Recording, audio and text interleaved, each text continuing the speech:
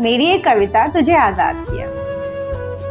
जिस्म तो था तुम्हारा पास मेरे, जिस्म तो था तुम्हारा पास मेरे, मगर तुम्हारे दिल से मेरी कोई पहचान ना हो पाई।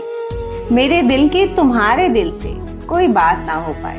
ढूंढती रह गई नजरें तुम्हारे दिल को, कभी मेहमानों की तरह भी उससे मुलाकात ना हो पाई।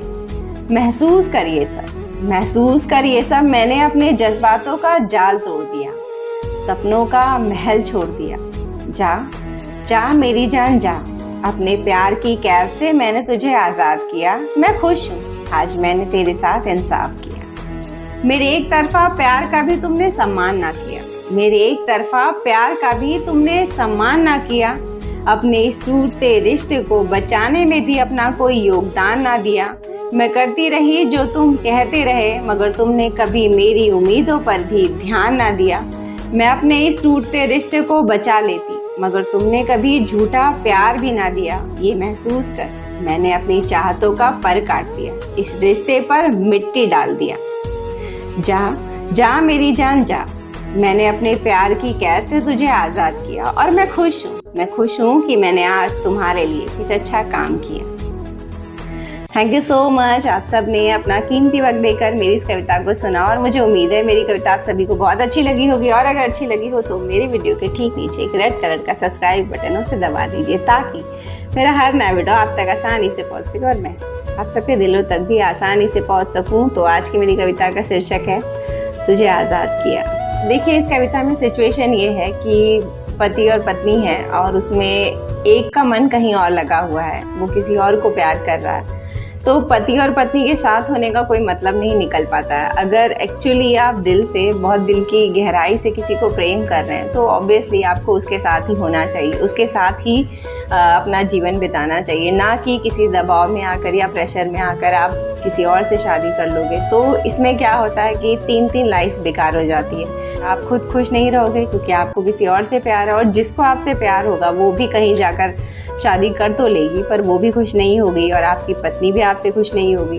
तो ये चीज़ें होती हैं, तो कृपया ऐसा मत करिए। मैं बहुत जो है कि विनती कर रही हूँ आप सभी से कि ऐसी सिचुएशन आए ना तो किसी की ज़िंदगी ख़राब मत करिए। माँ बाप क्या कहेंगे, लोग क्या कहेंगे, ये सोचकर अगर आप ज़बरदस्ती शादी कर लेते हो और कर ली तो निभाइए। तो ऐसा करके बताइए क्या मिलना है, सभी की ज़िंदगी बर्बाद होगी। जितना समय आप किसी के साथ रहते हो ना उतनी यादें जुड़ती हैं। इतना भी कोई पत्थर दिल नहीं होता। आप किसी भी इंसान के साथ अगर 5 साल 2 साल 3 साल रह लेते हैं तो कुछ ना कुछ यादें जो है कि उस इंसान को लेकर जुड़ने लगती, फिर उस इंसान को छोड़ना मुश्किल हो जाता है। हो सकता है आपको प्यार नहीं, पर आपकी पत्नी को आपसे प्यार हो जाए आपके साथ रहते रहते, तो उसके लिए तो आपको छोड़ना मुश्किल हो जाएगा ना। तो बहुत सोच समझ कर शादी करिए। शादी के रिश्ते में खुशी वाली बात रहे, ये आज की डेट में बहुत मुश्किल सा हो रहा है क्योंकि हमारी उम्मीदें बहुत ज़्यादा एक दूसरे को लेकर, ये भी चाहिए मुझे, वो करे ये मेरे लिए, सब कुछ वो करे, आपको कुछ नहीं करना है। सबसे बड़ी प्रॉब्लम हमारी आज की डेट में ये है कि हमें सेवा चाहिए, सेवा किसी की करनी नहीं है। अगर आप किसी को बहुत ज़्यादा प्यार दे तो बदले में कहीं ना कहीं एक उम्मीद मन में जाग जाती कि वो इंसान भी आपको थोड़ा बहुत प्यार करे। तो जब ये उम्मीद जाग जाती है ना तब बहुत मुश्किल हो जाती है ज़िंदगी, क्योंकि ये उम्मीद जल्दी टूटती नहीं। एक बार आप सामने वाले से उम्मीद रख लोगे कि आज नहीं तो कल ये बंदा मुझे पसंद करेगा, मुझे प्यार करेगा, मुझे चाहेगा, तो ये उम्मीद टूटते टूटते कई साल लग जाते हैं। प्यार में सब कुछ, दिल टूट जाए वो मंजूर है, लेकिन उम्मीद बांध लेना ये बहुत बुरा होता है। क्योंकि उम्मीद बन जाती है ना तो फिर आपका समय बहुत चला जाता है। आपको जो नहीं पसंद करता वो किसी भी हाल में आपको पसंद नहीं करेगा, आपके साथ तो बस मजबूरी में दिन काटेगा, खुशी खुशी या प्यार से वो अपना जीवन नहीं बिताएगा आपके साथ। शादी ब्याह देखिए जब भी करते हैं ना तो अपने आप एक उम्मीद जुड़ जाती है कि मेरा लाइफ पार्टनर मुझे सपोर्ट करेगा, मेरे साथ खड़ा रहेगा, मेरे जीवन के हर पल मेरी मदद करेगा। तो ये सब उम्मीदें बहुत ऑब्वियस है, शादी के बाद बंध ही जाती हैं, हस्बैंड को वाइफ से, वाइफ को अपने हस्बैंड से।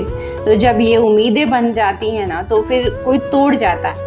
मान लीजिए किसी ने इस उम्मीद को जीना शुरू कर दिया और आप उसकी उम्मीद को तोड़ना चाहते हो तो बहुत दिल दुखता है, बहुत तकलीफ होती है।